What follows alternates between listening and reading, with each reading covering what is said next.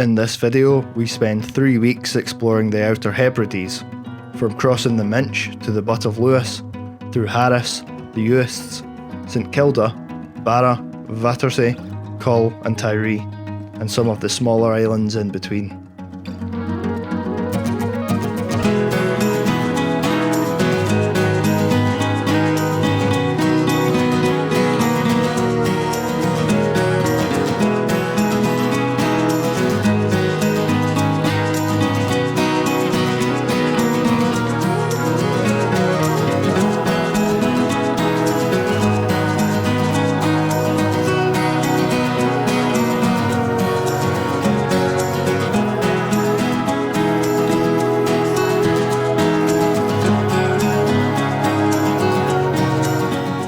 I hope this video gives you some inspiration for a future trip to Scotland's paradise. The trip would begin in Mallaig, where I was finishing up work.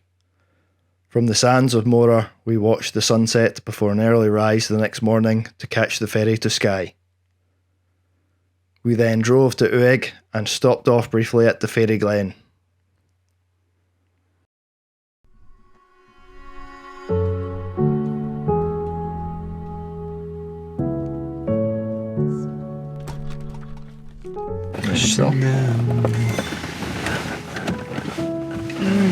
What one's that? Cool and Beast.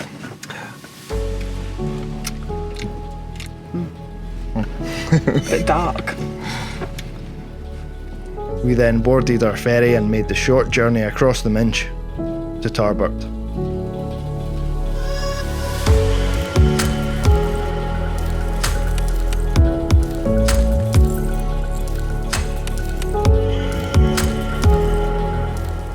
After camping that night, the next morning, we explored the Butt of Lewis in some unsettled weather.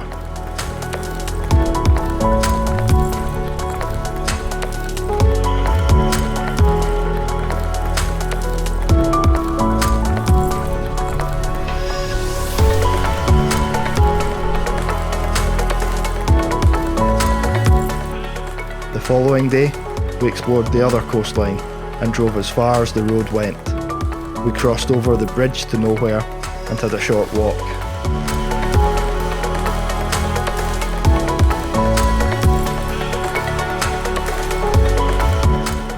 After our walk, it was time to recross the bridge to nowhere and head on towards the magnificent Garry Beach.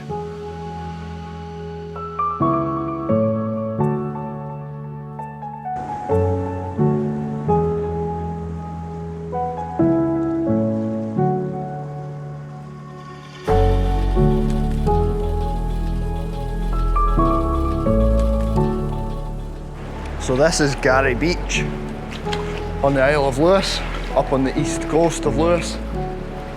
Cracking sandy beach, really nice rock formations and some quite nice caves as well.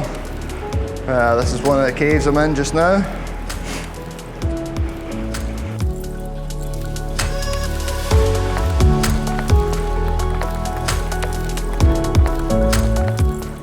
And now we're just exploring the rock formations, the caves of Garry Beach. It's really quite spectacular. The weather's been alright, it's been pretty good. A bit windy and stormy last night. The rest of the group's joining us later tonight, so that'll be good. But yeah, really stunning scenery here. Highly recommend coming here.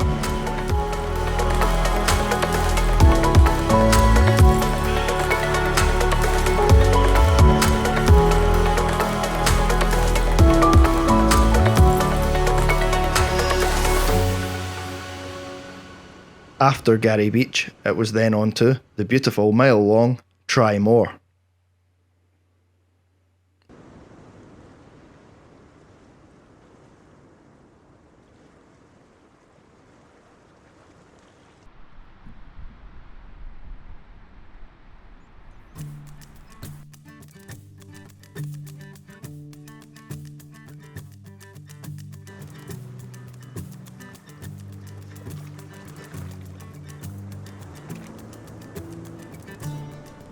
Back at camp that night we had a fine sunset and the rest of the group arrived.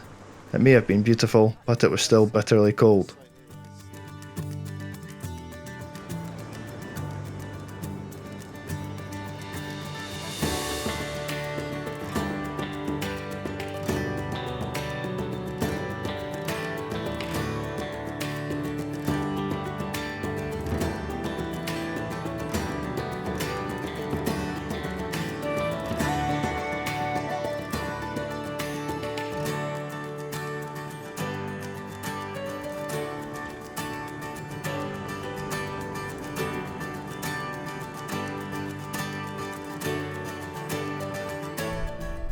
The next morning we went to the famous Callanish standing stones that date back over 5,000 years. We also visited the Black House village, which shows what a traditional house in the Highlands would look like.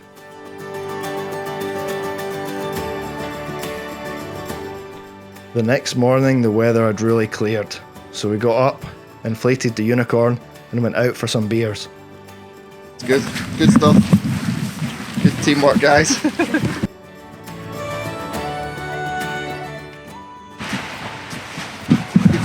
Hashing a new song, frying the berry.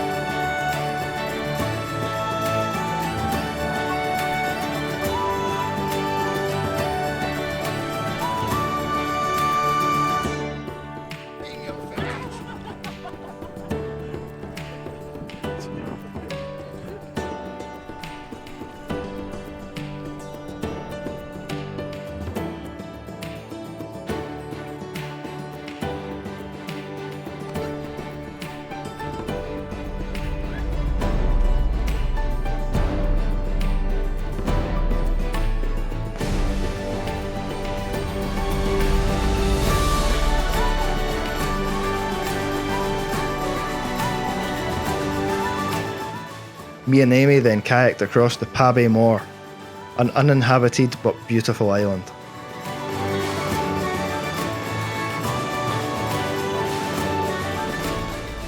We walked around the island and then kayaked back.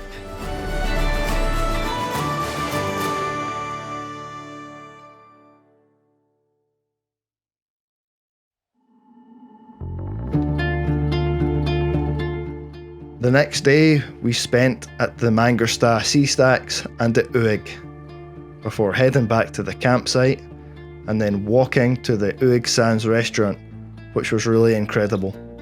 Some great food and wine.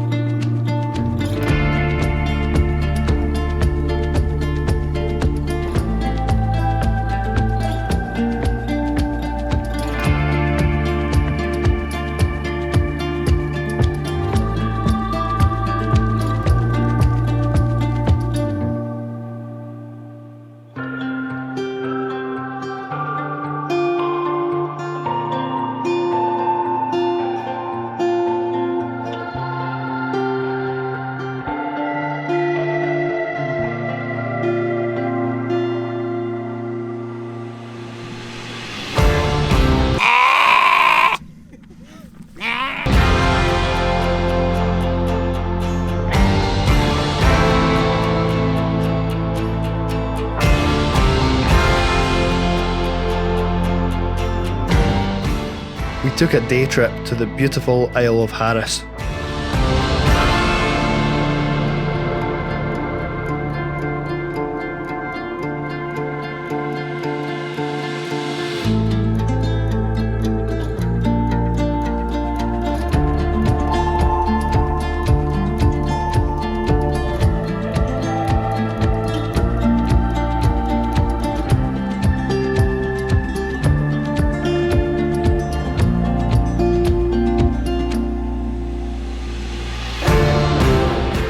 Stopping off at world-class pristine beaches such as Hoggerborst, Luskentyre and Skarista.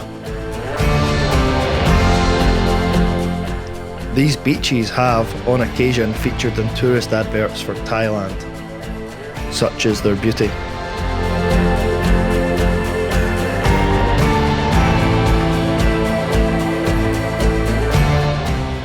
seemed to have the weather on our side. It was sunny and clear skies. Unfortunately, it was still windy. This little expedition to get a picture in the unicorn almost ended badly. Within minutes of being on the water, the unicorn caught the wind and, unbeknownst to us, floated us out into the deep water.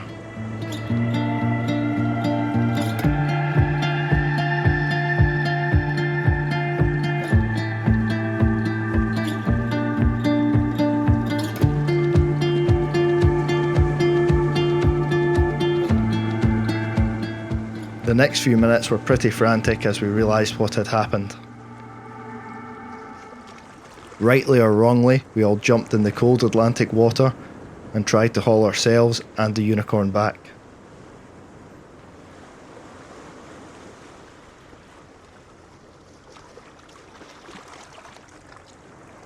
Luckily, we made it back to shore and saved ourselves the tabloid newspaper headlines. Or worse.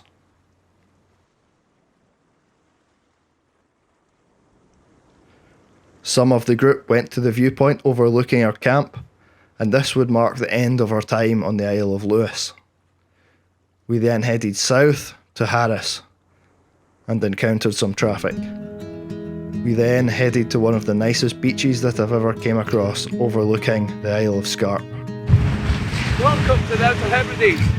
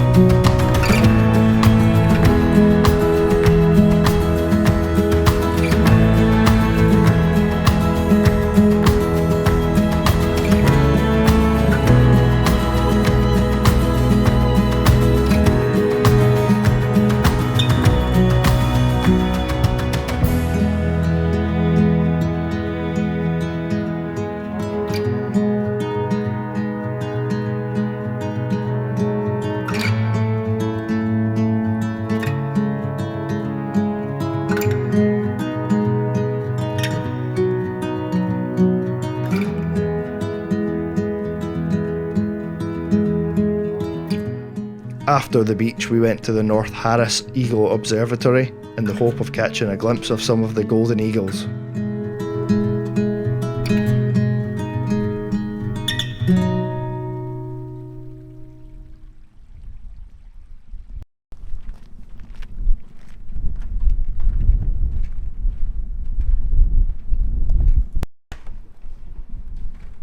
However, we didn't have any luck on this occasion. The following day, we then caught the ferry to North Uist and went from Barra to St Kilda.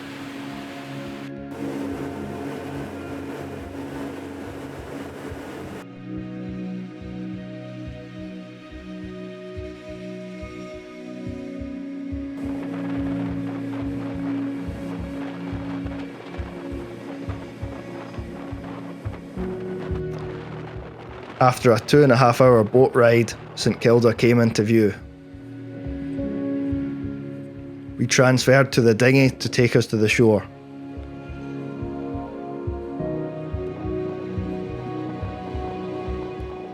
Hello and welcome to the archipelago of St Kilda.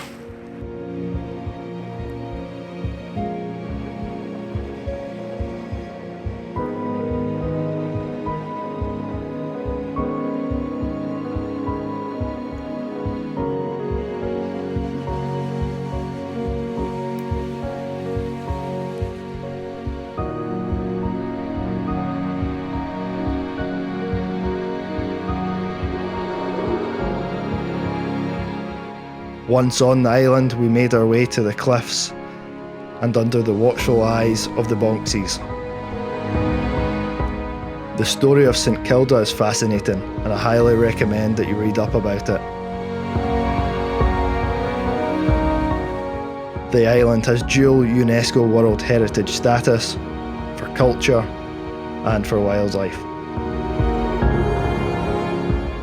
We left the cliffs to go back to the main street and the old abandoned village in Hurta.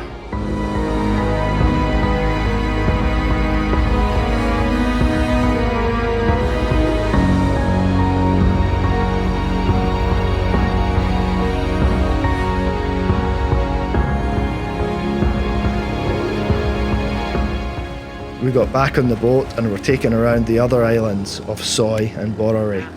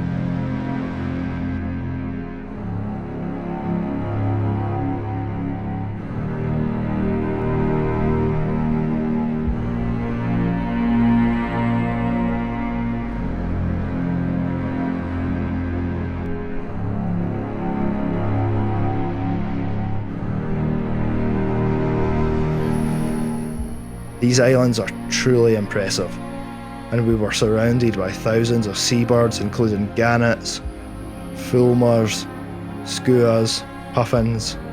It really felt like something out of Jurassic Park with the high cliffs and all the birds.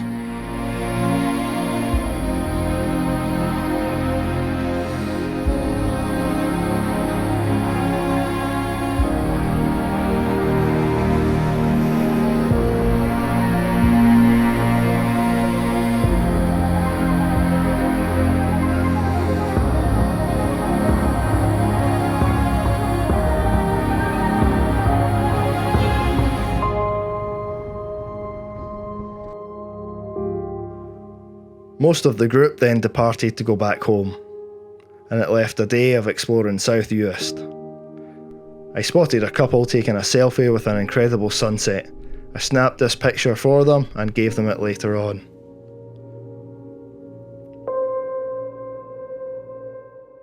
Leaving South Uist, it was on to Eriksay, an island where the SS politician ran aground, losing all its whiskey. The islanders took the whiskey and kept it for themselves, burying some of it. It is still rumoured that there is some whiskey buried on the island.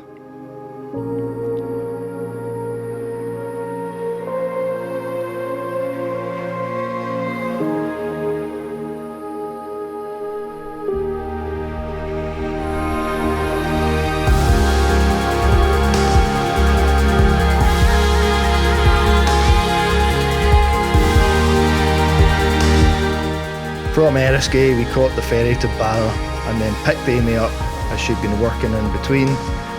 She got the flight from Glasgow to Barra, which is the only flight in the world to land on a beach.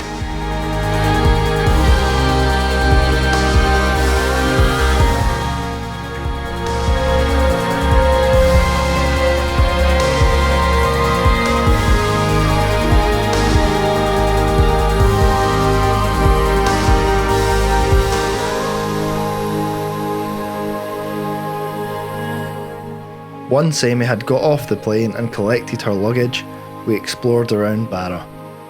We found the most amazing campsite where we could watch the waves crash and the clouds roll in.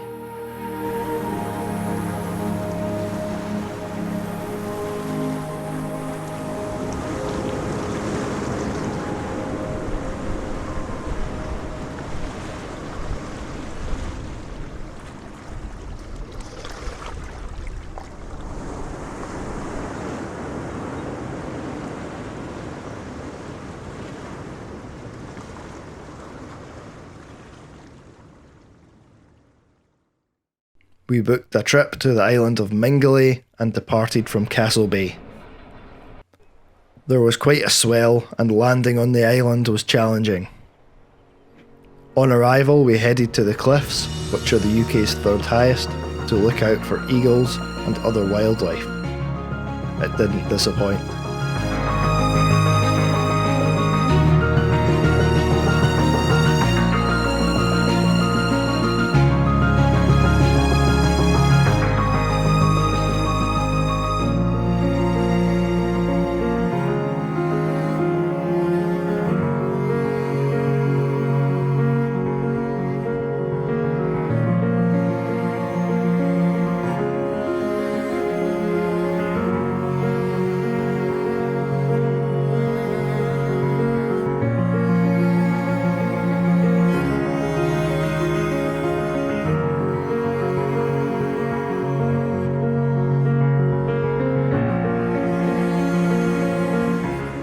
We then went to the white sand beach, which can often be populated by thousands of seals. We put on our wetsuits and got in to play with the water dogs.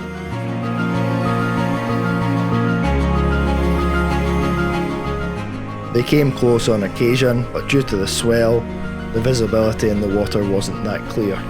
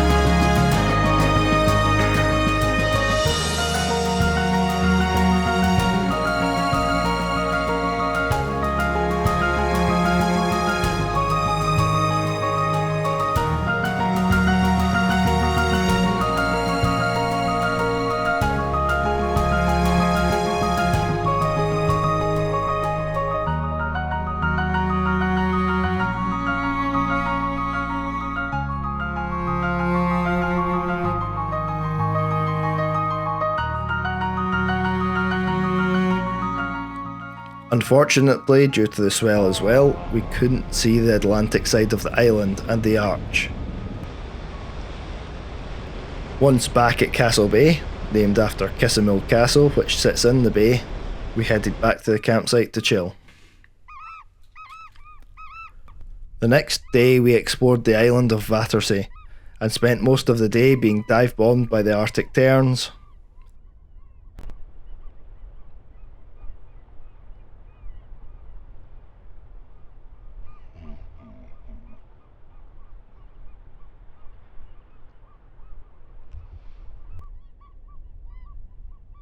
Amy was then attacked by nothing and continued to fend off nothing like her life depended on it.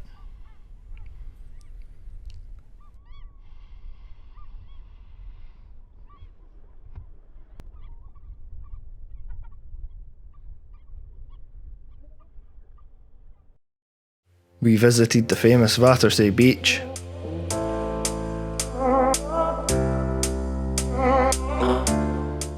Note to self: don't sit in the sand before taking videos in a wetsuit.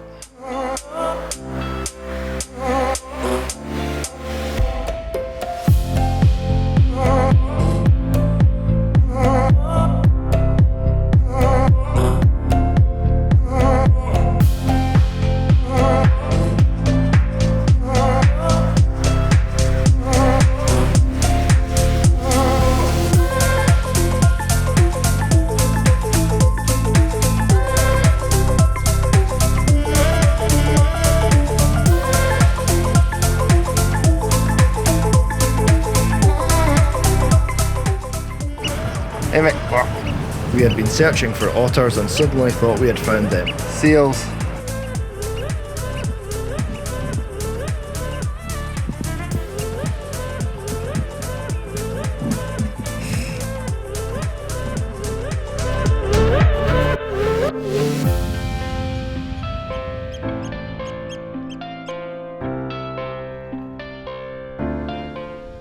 We went snorkeling and checked out Vatersay's underwater life.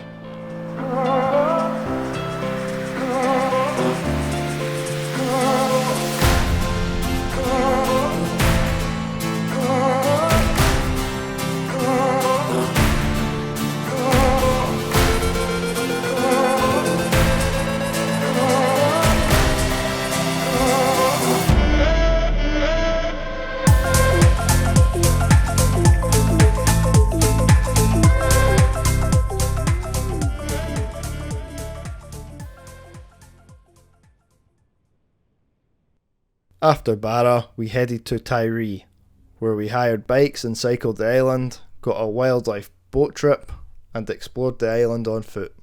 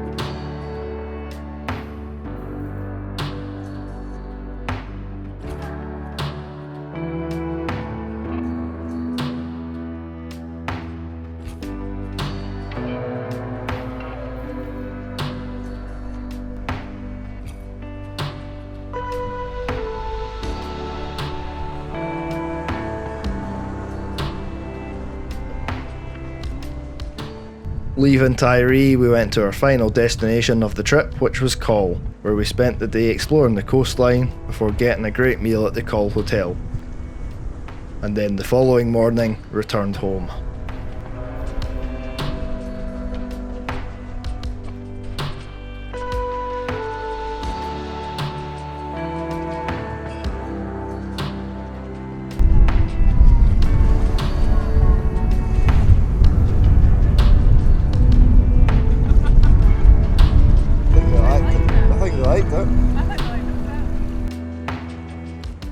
Thanks for watching, hope you liked it.